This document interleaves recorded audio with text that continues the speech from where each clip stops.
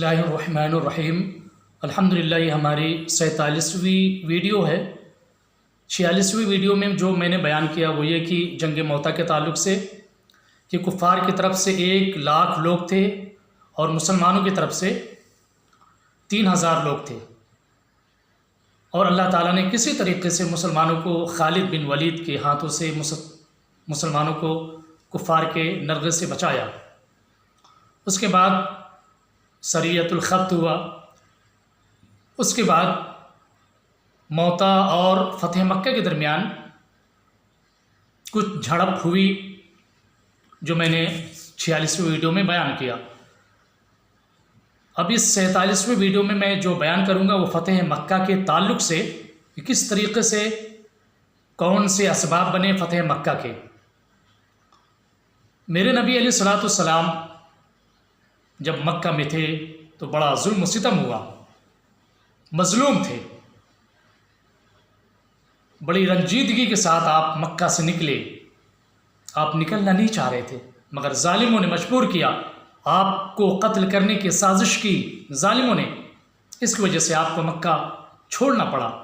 जब मक्का छोड़ के जाने लगे तो मक्का को देख के आप कहते हैं, मक्का दुनिया में जितने शहर हैं सारे शहरों से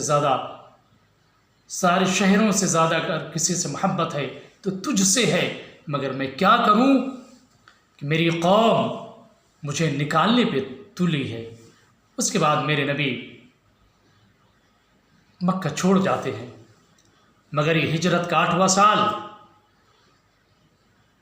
ये 8 साल के बाद अल्लाह ताला फिर नबी को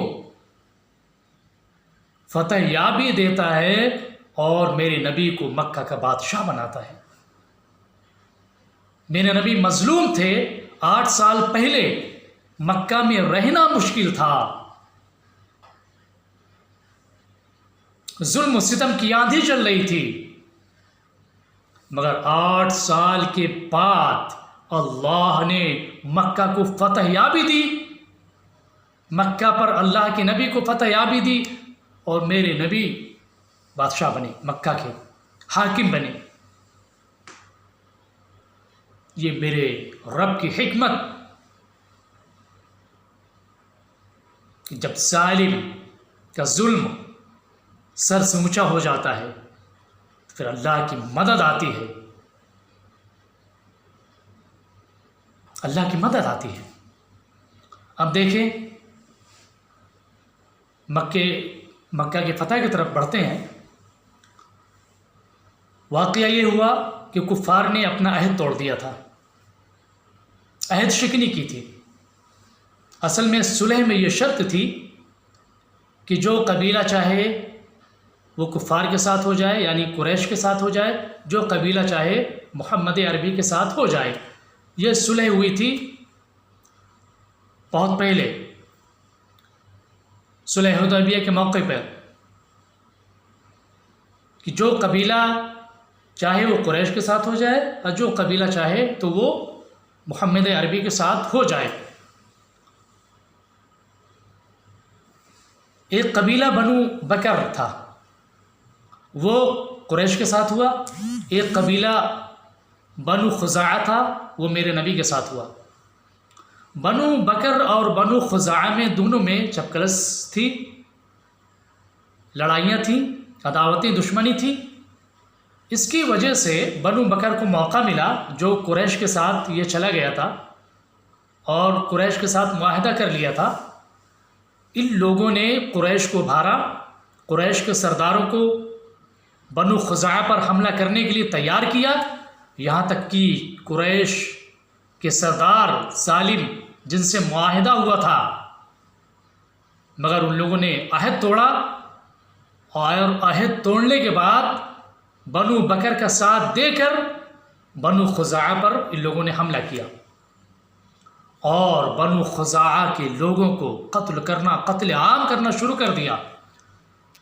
कुफ़ार के सरदार, कुरैश के सरदार बनु खुज़ा को खुलेआम कत्ल करना शुरू कर दिया। जब बेचारे वो पनाह लेने के लिए हरम पाक में आए तो वहाँ भी जालिमों ने नहीं छोड़ा। नौफल जो कुरैश का सरदार کفار کے سرداروں میں سے تھا، وہاں بھی لوگوں کو قتل کیا، یہاں تک کہ 70 لوگوں کو ان لوگوں نے قتل کر ڈالا۔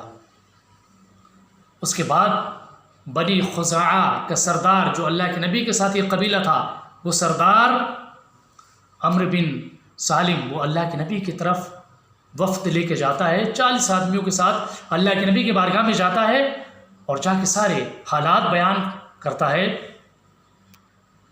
میرے نبی کو جلال آتا ہے کہ جن ظالموں کے ساتھ صلح کی شرط لگی تھی، یہ ہوا تھا کہ جو قبیلہ جس کے ساتھ چاہے معاہدہ کر لے، امن و شانتی کے ساتھ رہے، مگر جب یہ بنو خزاعہ کے لوگ میرے نبی کے ساتھ جب رہنے لگے، ظالموں نے مل کے حملہ کیا اور 70 لوگوں کو قتل کر ڈالا۔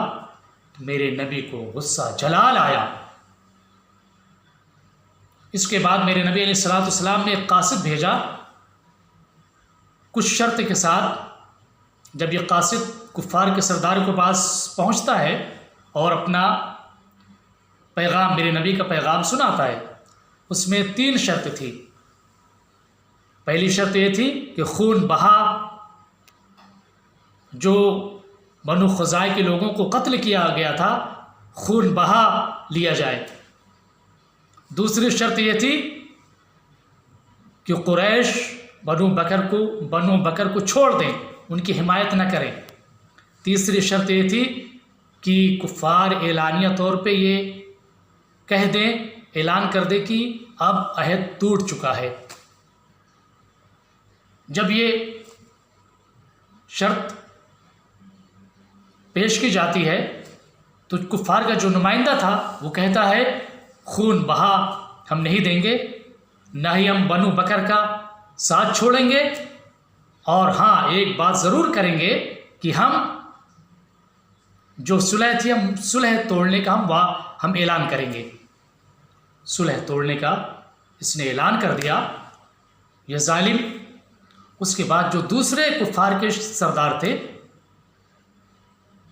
قریش کے جو دوسرے سردار تھے، جب ان کو پتہ چلا تو ان کو بڑا افسوس ہوا کہ اس بندے نے کیا کیا، اب تو جنگ ہونا طے ہے، کیونکہ صلح ہوئی تھی، مگر یہ معاملہ ایسا ہو گیا اور یہ بندے نے ایسی بات کہی، پریشان ہو گئے سب کفار کے سردار، اور وہ پریشانی کے عالم میں ابو سفیان کے پاس آئے اور اس کو ان لوگوں نے منایا کہ جاؤ محمد عربی کے پاس جاؤ اور جا کے صلح کرو۔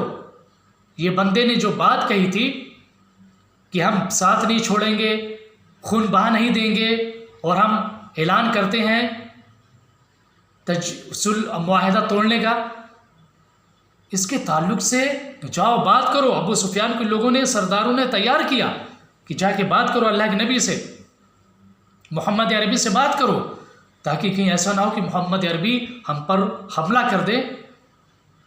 یہ بندہ ابو سفیان بھاگا آتا ہے تاکہ صلح کرے۔ یہ ظالم ہر جگہ دغا بازی کرتے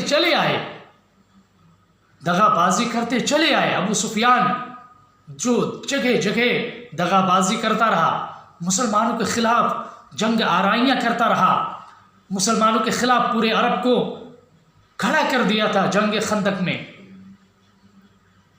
پھر جب یہ معاملہ پیش آیا، یہ ظالم بھاگتے ہوئے آیا نبی کے پاس آنا چاہا۔ سرور کائنات کے پاس آنے سے پہلے اپنی بیٹی ام حبیبہ، جو حضرت ام حبیبہ مسلمان ہو گئی تھی، اس کے بعد اللہ کے نبی نے ان سے نکاح کیا تھا۔ باپ سب سے بڑا دشمن، اور بیٹی میرے نبی کو جب انہوں نے دیکھا، اخلاق کو دیکھا، مسلمانوں کے معاملات کو جب دیکھا، تو کفار کا جو سب سے بڑا سردار تھا ابو سفیان، ان کی بیٹی مسلمان ہو جاتی ہے۔ یہ اسلام کی حقانیت۔ اس کے بعد ابو سفیان اپنی بیٹی کے پاس آتا ہے اور واقعہ بیان کرتا ہے کہ ایسا ایسا ہو گیا۔ جب ام حبیبہ کے پاس یہ بندہ آتا ہے ابو سفیان اپنی بیٹی کے پاس، تو جب بیٹھنے کے لیے سوچتا ہے تو جو چادر تھی ام حبیبہ ہٹا لیتی ہیں اور کہتی ہیں آپ اس چادر پہ بیٹھنے کے لائق نہیں ہے، کیونکہ آپ نبی کے دشمن ہیں، اسلام کے دشمن ہیں۔ ان کی بیٹی کہہ رہی۔ جب یہ بندہ سنتا ہے اپنی بیٹی کی بات، اس کے دل میں بہت اس کو تکلیف پہنچتی ہے۔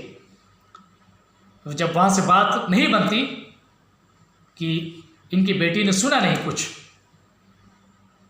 یہ بھاگتے بھاگتے ابو بکر کے پاس جاتے ہیں۔ یہ بندہ جاتا ہے حضرت ابو بکر کے پاس۔ حضرت ابو بکر کے پاس جاتا ہے جب بندہ، تو کہتے مجھے اس تعلق سے کچھ نہیں معلوم، میں کچھ نہیں کر سکتا۔ پھر حضرت عمر کے پاس یہ بندہ جاتا ہے، وہ بھی کہتے ہیں میں کچھ نہیں کر سکتا۔ پھر حضرت علی کے پاس یہ بندہ جاتا ہے، وہ بھی کہتے ہیں کہ ہم اس میں دخل اندازی نہیں کر سکتے۔ پھر یہ بندہ بھاگتا بھاگتا حضرت فاطمہ کے پاس جاتا ہے اور کہتا ہے کہ آپ سفارش کریں اللہ کے نبی سے۔ وہ بھی کہتی ہیں مجھ سے نہیں ہو پائے گا، میں اللہ کے نبی کے معاملات میں دخل اندازی نہیں کر سکتی۔ حضرت علی نے کہا اے ابو سفیان، جا کے اعلان کر دو کہ میں معاہدہ جو ہوا اس کو دوبارہ تجدید کرنا چاہتا ہوں، دوبارہ معاہدہ کو رینیول کرنا چاہتا ہوں، جاؤ اعلان کر دو۔ تو ابو سفیان کہتا ہے میرے اعلان کرنے سے کیا فائدہ؟ تو حضرت علی فرماتے ہیں یہی ایک راستہ ہے، اگر تم اعلان کرنا چاہتے ہو تو کر دو، ورنہ کوئی تمہاری بات سننے والا نہیں ہے۔ یہ بندہ بھاگتے بھاگتے مسجد نبوی میں جاتا ہے اور وہاں جا کے کھڑا ہو کے اعلان کرتا ہے کہ میں معاہدہ کو دوبارہ کرتا ہوں، ہم لوگ دوبارہ معاہدہ کرنا چاہتے ہیں، مگر کوئی جواب نہیں دیتا، کوئی جواب نہیں دیتا۔ جب یہ واپس جاتا ہے مکہ، سرداروں کے پاس جب جاتا ہے تو سرداران قریش پوچھتے ہیں کیا ہوا، معاہدہ ہوا، کچھ بات ہوئی، محمد عربی نے کیا کہا، کچھ بتائیے۔ تو ابو سفیان کہتا ہے میں نے تو اعلان کیا تھا مسجد میں کھڑے ہو کے، مگر کسی نے کوئی جواب نہیں دیا۔ تو کفار جو سردار تھے ان لوگوں نے کہا اس کا کیا فائدہ، جب ان کی طرف سے کوئی جواب نہیں آیا، نہ صلح کی جواب، نہ لڑائی کے تعلق سے کوئی بات ہوئی، کیا فائدہ، کچھ فائدہ ہی نہیں ہوا تمہارے جانے کا۔ اس کے بعد پھر کیا ہوتا ہے، جو ان ظالموں نے معاہدہ توڑا تھا، معاہدہ توڑ کے بھاگے بھاگے اللہ کے نبی کے پاس آئے تھے اور سفارش کروانے چلے تھے، اب اس کے بعد کیسے پانسا پلٹتا ہے ہم اگلی ویڈیو میں بیان کریں گے کہ اللہ تعالیٰ کیسے مسلمانوں کو غلبہ عطا فرماتا ہے، کیسے فتح مکہ ہوتی ہے۔